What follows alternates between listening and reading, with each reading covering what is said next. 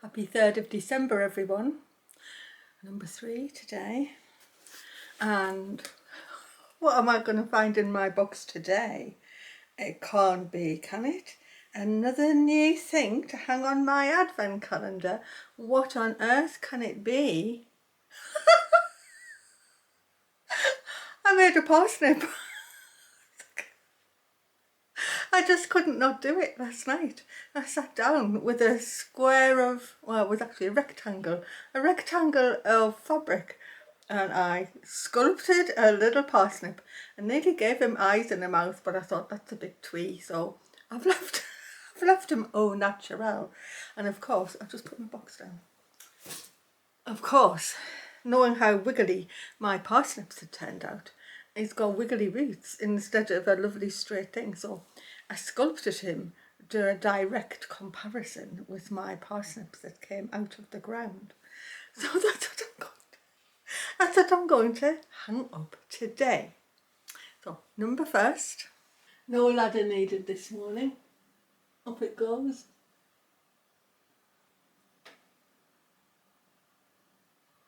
And where, oh where, can Mr. Parsnip be put? I think he's going to go along here. I'll bring you with me. He's going to come here.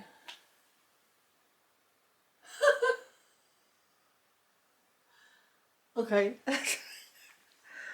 I shall show you. Wow, that's the newest addition to the Advent Garland. That's so funny. I wonder which ones are going to end up being retired, because I did have enough for the Advent Garland last year. But if I keep on making new things, some of the old ones are maybe not going to come out. But there were some pretty boring ones maybe.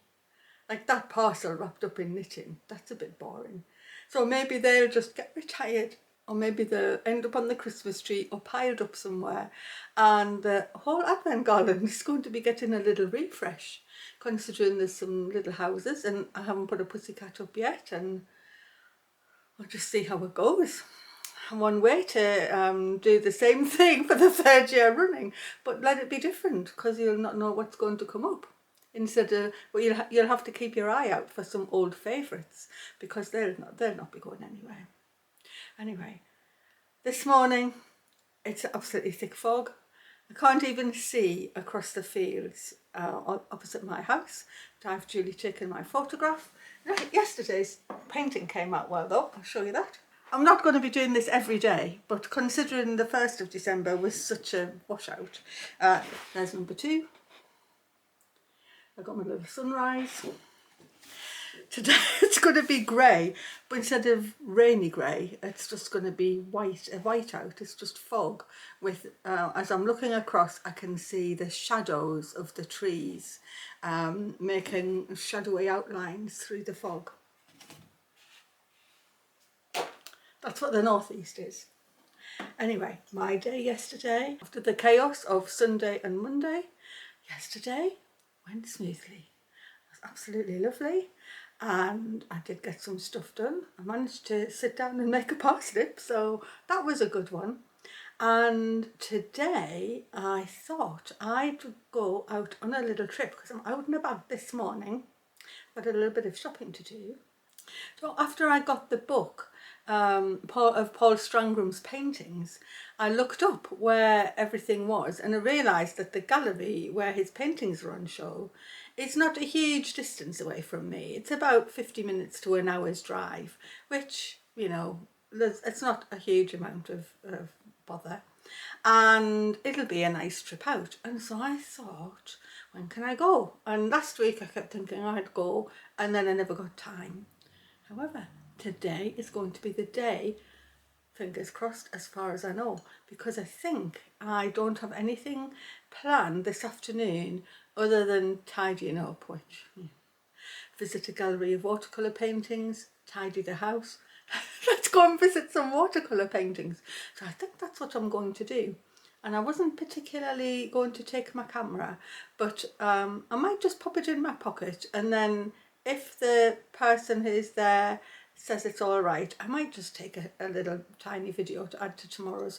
But don't hold me to it, because you don't have to film everything. Or sorry, I don't have to film everything. Sometimes it's just nice to just go along and just do your own thing and enjoy yourself doing your own thing. So we'll see. It might be, or I might take a still photograph or something like that. There's a cafe, so I can go and have a cup of tea, and there'll probably be some nice cakes. So I'll just be able to have a little treat and a little bit of what can I say, like a little time out or something amongst the bustle and the hustle of the run up to Christmas. Anyway, what I'm going to show you today, oh, and I do have some bird facts. I'm going to show you how my quilt is coming on. So I have continued, actually I haven't done any this week at all because of the busyness, but this is how it's looking. So I was starting to do the blocks just the same as it says on the instructions. But of course I'm sitting with it on my knee, I don't have to do it in blocks. So then I thought I'll just add them on and I'll do the full width all the time. And so because I'd already gone up to that bit, working up the first block, I decided to just start at the bottom of the other two and add it on. So I'll have to take you back so you can see. I'll just put you back here a bit so I can get further back. So look, so I've carried on until, look, I've got that whole piece working up the side. I can't get far enough back to show you. There we go. And so I'm working up until I'm going to have the full top 3 pieces together. And after that, I'll just start adding them on, working downwards. And that's working super fine for me because I'm doing them by hand. I'm pulling you back in now. And on the back, I've ironed this bit already, because when you're doing it in your hand on your knee, you can't be ironing every single thing all the time.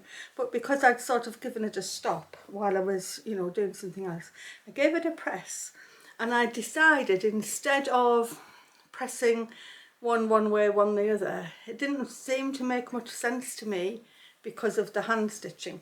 So I actually just start at there and I press diagonally down so that all of the seams are going to be pressed sort of the same way all the way along.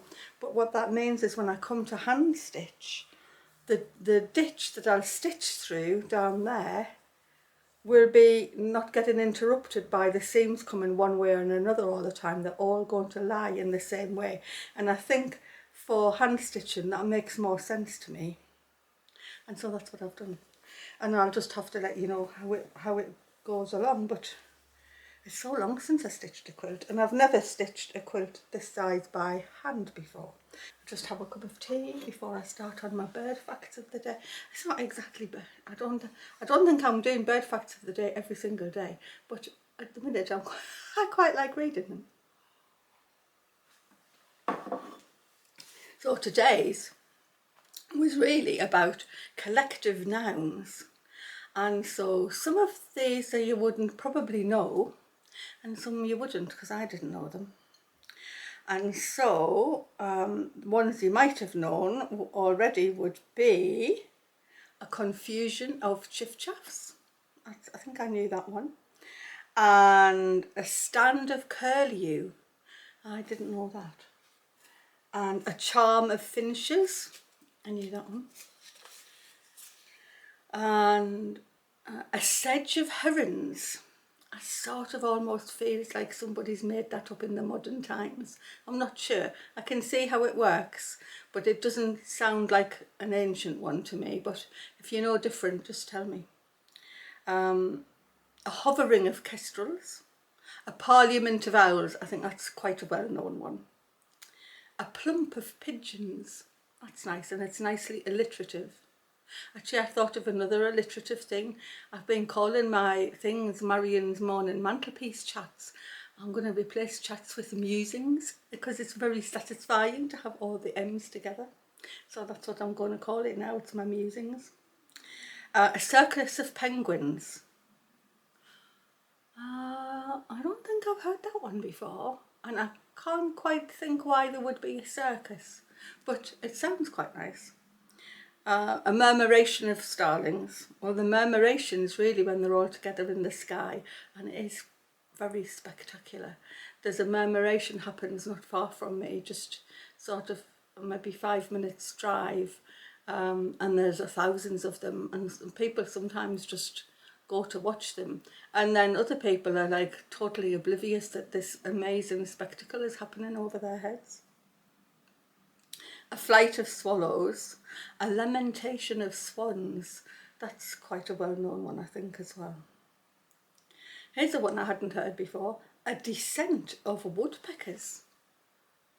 That sounds as if that must be old, because like if people make them up now, they do make them more alliterative, I think. So a descent of woodpeckers. I'll have to look up the etymology of that, because yeah, I can't quite think why a descent, unless it's the way they fly, but they fly sort of undulating, I think. Anyway, I think that's all I've got from the bird book today. Yeah, the words are very interesting, aren't they? I like to know how words come about. It's always super interesting to me. And then it just takes you off down the path of looking stuff up.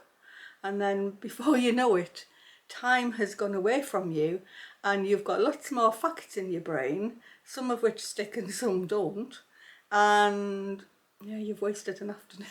You've wasted an afternoon away when you should have been doing something more important, probably. But that's what keeps life interesting. And I just want to say thank you so much for all the comments I got on yesterday's videos. I have read some of them. They haven't got the heart thing yet, but I was flicking through them. And I did feel really sort of, one or two of the comments were really bringing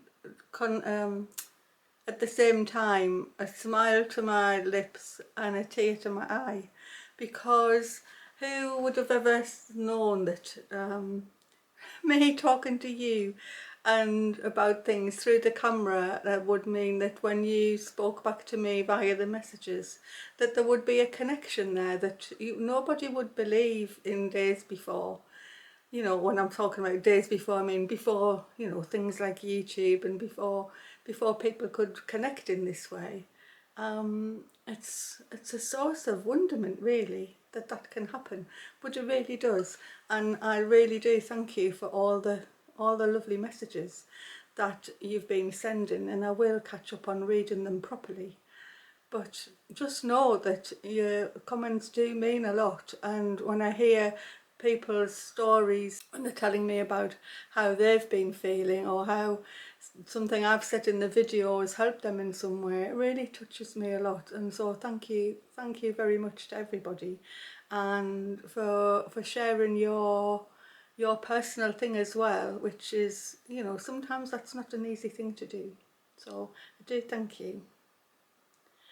I don't want to leave it on a heavy note, so what can I say to lighten things up? I will try and see if I can do a parsnip making little bit of video.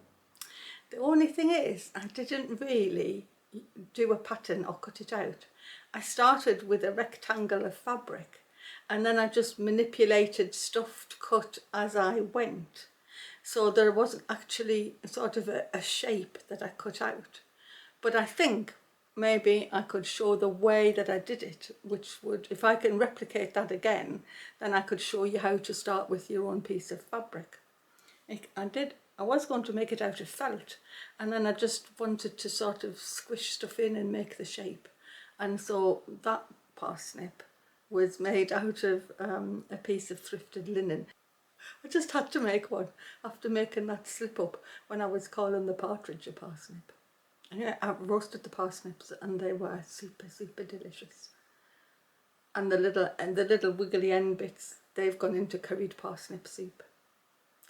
On that note, bye everyone. Thanks for watching. Join me tomorrow for more of Marion's morning mantelpiece musings. See you then. Bring your cup of tea with you.